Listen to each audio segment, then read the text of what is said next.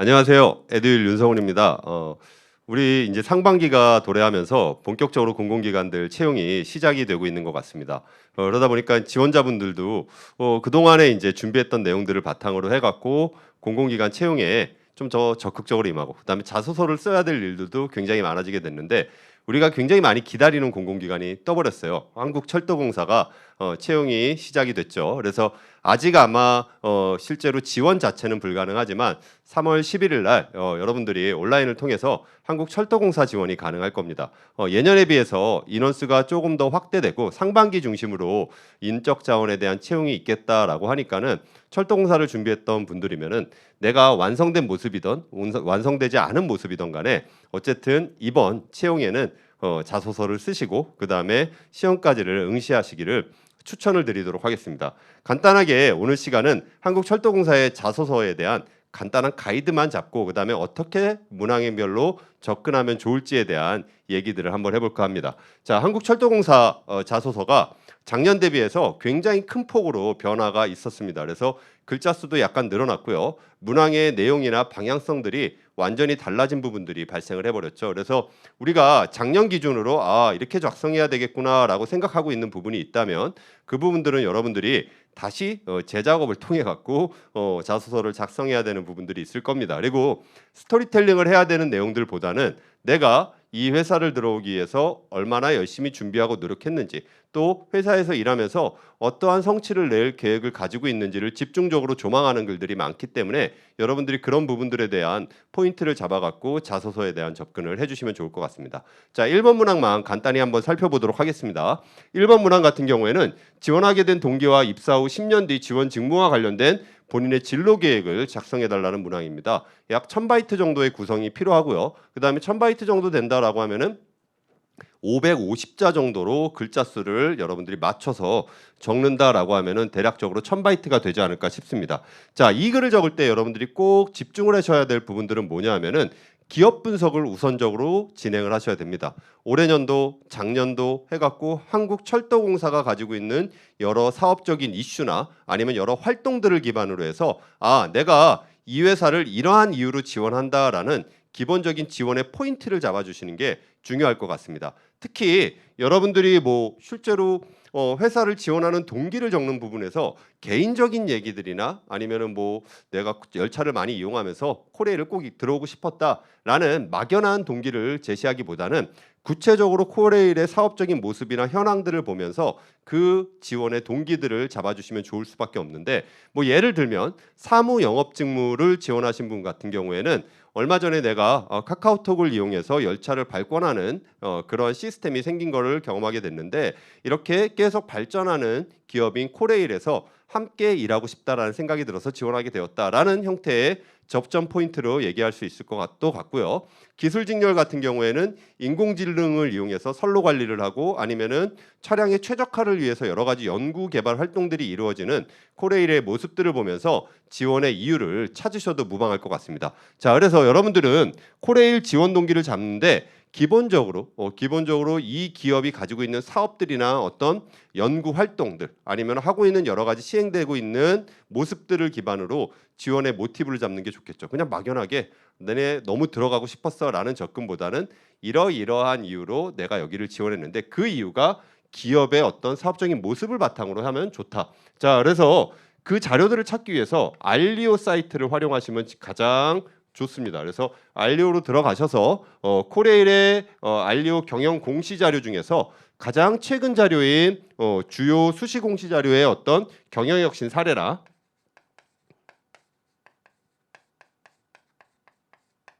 그 다음에 추가적으로 실제로 연구 보고서를 활용해서 본인의 직무에 맞는 활동, 사업적인 이야기들을 여러분들이 조금 읽어보시고 내가 이 중에서 어떤 부분에 대한 관심, 어떤 부분들을 굉장히 인상적으로 받아들여서 코레일을 지원하게 됐는지를 기술해 주신다라고 하면은 훨씬 더 효과적인 접근이 일어날 것 같습니다. 자, 그래서 지원 동기를 적는 부분은 그런 부분으로 해결을 하시면 되는데, 중요한 거는 입사 후에 10년 뒤 지원 직무와 관련된 본인의 진로 계획도 잡아줘야 되는 부분들이 있어요. 자, 그러면은 이런 진로 계획들은 어떻게 잡게 되냐면은 내가 코레일에 들어오기 위해서 이미 학창 시절이나 여러 과정을 거치면서 준비한 내용들이 있겠죠. 그 다음에 코레일에서 일하면서 얻게 되는 어떤 실무적인 경험들이 있을 겁니다. 그러면은 나의 준비와 실제로 코레일에서 일하면서 얻게 되는 업무 경험을 바탕으로 미래에 이런 모습으로 성장할 수 있겠다라는 비전을 잡을 수가 있을 거예요. 자, 그러면 여러분들이 여기에서 먼저 지원의 동기를 얘기하는데 기업에 대한 사업적인 얘기를 바탕으로 동기를 얘기한 후에 그 다음에 그래서 나는 이런 목표, 이런 이유로 지원을 했고 미래에 이런 모습의 엔지니어가 되고 싶다든지 아니면 이런 모습의 마케터가 되고 싶다든지 아니면 이런 모습의 열차 고객 서비스 담당자가 되고 싶다든지 어떠한 비전을 제시한 다음에 그 비전을 달성하기 위한 구체적인 업무 경험, 업무 계획을 제시해 준다라는 생각으로 접근을 하시면 될 것 같습니다. 뭐 예를 들면은 뭐 실제로 들어가서 제가 가지고 있는 학창 시절 만든 학창 시절 다양한 아르바이트를 경험하면서 만든 고객 지향 마인드에 코레일의 발권 및 매표 업무 경험을 더해서 코레일의 고객을 이해하고 최적의 열차 서비스에 대한 고민을 하는 직원이 되겠습니다. 라고 얘기를 한 다음에 그러기 위해서 내가 어떤 준비를 어떤 경험들을 할 것인지를 직무기술서를 바탕으로 이러이러한 경험들을 하겠다라는 제시들이 이루어진다라고 하면은 그게 바로 계획이 되지 않을까라는 생각이 들어요. 그래서 진로 계획이라는 거는 직업적인 어떤 경험의 과정에서 앞으로 이 업을 수행하면서 어떤 경험들을 채워 나갈지를 물어보고 있는 거니까 여러분들이 코레일의 직무와 관련된 내용들을 정리를 해주시고 이 부분의 내용들을 당연히 모르시겠죠. 그렇기 때문에 직무기술서나 아니면 유튜브 채널인 코레일 직업의 세계에서 실제로 여러분들이 코레일의 특정 업무 하나하나가 어떤 일들을 하는지를 미리 확인을 해보시고 내가 들어가면 이 업무들을 좀 주로 맡아서 해보고 싶다. 그래서 거기에서 업무적인 경험이나 노하우가 쌓이면은 미래에 이런 모습의 사람으로 성장해 보고 싶다라는 논조로 글을 작성해 주시면은 효과적으로 글에 대한 완성이 이루어질 것 같습니다. 너무 부담감을 가질 필요는 없고 적부 형태로 이어지는 글이니까 여러분들이 기본적인 실제로 정확한 어떤 논리적인 비전, 그냥 뻔한 얘기를 해도 논리적인 비전만 제시할 수 있다라고 하면은 충분히 효과적으로 글을 작성할 수 있지 않을까라는 생각이 듭니다. 자, 그래서 막 무분별하게 아무런 준비도 되어 있지 않은데 들어가면 열심히 하겠다라는 그런 형태의 포부보다는 구체적으로 어떤 유형들의 일을 경험하고 싶다라는 구체적인 진로 비전들을 제시한다라고 생각을 하시면 좋을 것 같습니다. 자, 두 번째 2번 문항을 한번 살펴보겠습니다. 또 처음 생긴 문항이죠. 그래서 인재상 중 한 가지를 선택을 해야 되는 문항인데 자, 이 문항은 내가 특정 인재상에 부합하는 사람임을 증명하는 스토리텔링을 해주면 되는 문항입니다. 궁극적으로 코레일은 인재상이 딱 세 가지가 있는데 내 경험을 바탕으로 했을 때 조직 관점의 경험을 가지고 이걸 스토리텔링을 할 생각이 있으시다면은 요 인재상에 맞춰주시면 될 것 같아요. 그래서 직무적인 역량을 강하게 어프로치하기보다는 내가 특정한 어떤 업무 수행을 위한 소양 그 다음에 어떤 가치관, 성향을 기르는 데 집중을 하셔서 어필하시면 되고 특정 경험을 통해서 이런 모습을 완성할 수 있었다라고 얘기를 해주면 좋을 것 같은데 뭐 학생회 활동이나 동아리 활동, 그 다음에 여러 조직 관점의 활동을 가지고 얘기할 때는 사람 지향 소통인을 가지고 어필을 하면서 내가 조직에 얼마나 잘 들어맞는 사람인지라는 것들을 어필해 주시면 좋을 것 같고요. 그 다음에 고객 관점에서 얘기를 하라라고 얘기했지만 잘 보시면은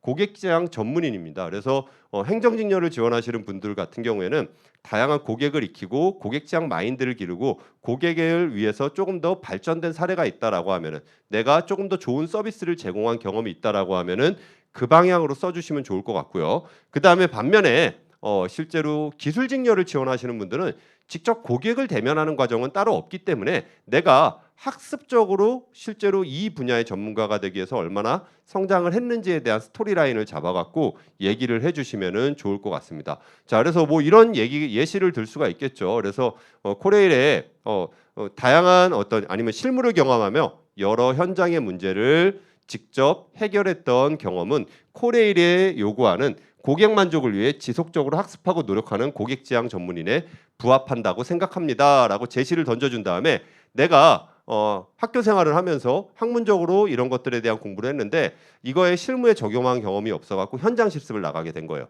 현장 실습을 나가니까는 학문과 실무가 약간 괴리가 발생을 하죠. 그래서 그 괴리를 채우기 위해서 본인 스스로가 노력을 하고 조금 더 공부하고 발전시킨 과정이 있었다라고 하면은 그런 것들을 연계해서 작성을 해도 학습 지향, 그래갖고 기술 직렬 같은 경우 고객을 직접 대면하지는 않기 때문에 그런 학습 지향의 형태로 글을 작성해도 충분하지 않을까라는 생각이 듭니다. 자, 세 번째 글 같은 경우에는 미래지향 혁신이라고 볼 수가 있는데 이거는 성과가 분명히 있어야 될 것 같아요. 그래서 어떤 과정에서 좋은 결과를 끌어낸 경험이 있어야 되고 뭐 공모전이나 아니면 어떠한 결과물들을 통해 갖고 남한테 인정을 받았던 경험이 있다라고 하면은 세 번째 문항에 접목을 시켜서 스토리텔링을 하셔도 무방하지 않을까라는 생각이 듭니다. 자, 그런 관점에서 내가 어떤 경험을 가지고 쓸 것이냐에 따라서 실제로 세 가지의 모습 중에 하나를 선택을 하시고 그거에 맞춰서 글을 풀어 나가신다라고 하면은 조금 더 인재상에 부합하는 좋은 글을 만들 수 있지 않을까라는 생각이 듭니다. 자, 세 번째 3번 문항입니다. 타인과 차별화된 본인만의 경쟁력은 무엇이고 그 이유가 무엇인지를 직무 분야 관련한 사례 또는 경험을 바탕으로 작성해 달라. 자, 이거는 아주 좋은 경험이 있는 경우에는 실제로 스토리텔링을 해서 그 하나의 경험에 집중해서 작성을 하시면 될 것 같고요. 내가 남들과 크게 차별화된 경험이 없다라고 하는 경우에는 여러 경험을 통해서 그러한 경쟁력, 즉 내가 일할 수 있는 능력이 쌓여지는 느낌으로 작성을 하시면 좋을 것 같습니다. 실제 코레일 같은 경우에는 이런 업무를 수행하는 데 있어서 가져야 될 경쟁력들을 직무기술서 기반으로 정리를 해 두었습니다. 자, 그럼 여러분들이 이러한 능력들이 일을 하는데 필요하겠구나라고 생각을 하신 다음에 글을 구조화시키는 거죠. 그래서 메인 키워드, 특정한 경쟁력을 제시를 한 다음에 그거를 수행하기 위해서 쌓은 능력들을 이러한 나열 형태로 제시를 해주면은 좋지 않을까라는 생각이 듭니다. 뭐 예를 들면은 한국철도공사의 경영기획 업무에서 계속 성장하고 성과를 창출하는 직원이 위해 단계적 노력이 있었다. 그러면서 첫 번째가 이러한 문서화를 통한 레벨업의 과정이 있었고 두 번째, 세 번째까지 정리를 해주면서 이러한 단계적으로 나의 능력이 쌓여지는 느낌으로 글을 정리를 해준다면 300바이트, 300바이트, 300바이트로 정리를 해준다라고 하면은 특별한 어떤 경험 요소가 없더라도 업무를 수행하는 데 있어서의 경쟁력은 충분히 어필이 가능하지 않을까라는 생각이 듭니다. 여러분들이 그러한 포인트 하나하나를 집어가면서 글을 적고 내가 가지고 있는 경험 중에서 좋은 경험이 있다라고 하면 그 경험을 바탕으로 그냥 스토리텔링을 해주시면 되고 경험이 그렇게 특별하지 않은 경험이다라고 하면은 이러한 형태로 쌓여지는 느낌의 글을 써 주신다라고 하면은 충분히 효과적으로 글을 작성할 수 있지 않을까라는 생각이 듭니다. 만약에 영업 관점에 글을 작성한다라고 하면은 실제로 영업 관점의 글 같은 경우에는 특정 유형의 고객들을 많이 응대했던 경험을 바탕으로 작성을 해도 충분하지 않을까라는 생각이 듭니다. 자, 네 번째 4번 문항을 한번 살펴보면요. 업무를 수행하는 데 있어서 가장 중요한 직업윤리가 뭔지, 해당 직업윤리가 왜 중요한지 본인의 경험을 바탕으로 작성해 달라라고 하는데 직업윤리라는 것은 실제 직업인으로서의 윤리를 얘기하는 거기 때문에 조직 관점에서의 경험을 제시하고 그 안에서 내가 어떠한 직업적 윤리를 중요시 여기는지 뭐 여기에서는 굳이 내가 희생을 하고 배려를 하는 사람이다라는 어프로치보다는 직업인으로서 주어진 역할에 최선을 다하기 위해서 어떠한 가치를 중요하게 여기는지를 직무기술서의 직무수행 태도 중에서 적합한 걸로 하나 선택을 하셔갖고 여러분들이 작성을 한다라고 하면은 무리 없이 작성이 가능하지 않을까라는 생각이 듭니다. 코레일에 대해서 간단하게 살펴봤는데 사실 코레일은 적부 형태로 자소서가 평가가 이루어지는 기관이고 자소의 평가에 굉장히 심혈을 기울이지 않은 기관이기 때문에 여러분들이 공들여서 써야 될 경우 필요성까지는 없다라고 생각을 합니다. 하지만 실제로 글을 작성하는 데 있어서 나중에 향후 면접까지를 생각한다라고 하면은 조금 더 효과적으로 정리된 모습으로 글을 작성한다라고 하면은 실제로 면접장에서 조금 면접관과의 커뮤니케이션 과정에서 내 자소서를 기반으로 커뮤니케이션할 수 있는 좋은 상황을 만들 수 있지 않을까라는 생각이 듭니다. 추가적으로 쓸데없는 경험이나 쓸데없는 소재를 바탕으로 글을 작성하면서 조금 더 긁어부스럼을 만드는 그러한 우를 범하지 않으면 좋겠습니다. 매년 1대1의 서류 경쟁률이라고는 얘기를 하고 있지만 2만 명이 지원하면 한 200명에서 400명 정도는 탈락을 하고 있거든요. 그 친구들 같은 경우에 무언가 서류적으로 문제가 있기 때문에 탈락을 하게 되는 거일 텐데 여러분들도 그러한 형태로 서류적으로 잘못된 얘기나 기관에 적합하지 않은 소재들을 활용을 해서 자소서를 작성하는 우를 범하지 않았으면 좋겠습니다. 간단하게 코레일 자소 얘기를 살펴봤고요. 나중에 실제로 다른 자소서를 통해서 디테일하게 사례를 연구를 하고 하겠지만 코레일은 여러분들 그냥 생각하고 있는 내용들 그다음에 어떤 글 바탕으로 해서 어떠한 키워드를 던져야 되겠다라고 결심이 섰으면 그대로 작성만 해도 될 것 같습니다. 분명히 합격은 다 하시지 않을까라는 생각이 듭니다. 저는 여기서 오늘 물러가도록 하겠습니다. 수고하셨습니다. 합격은 에듀.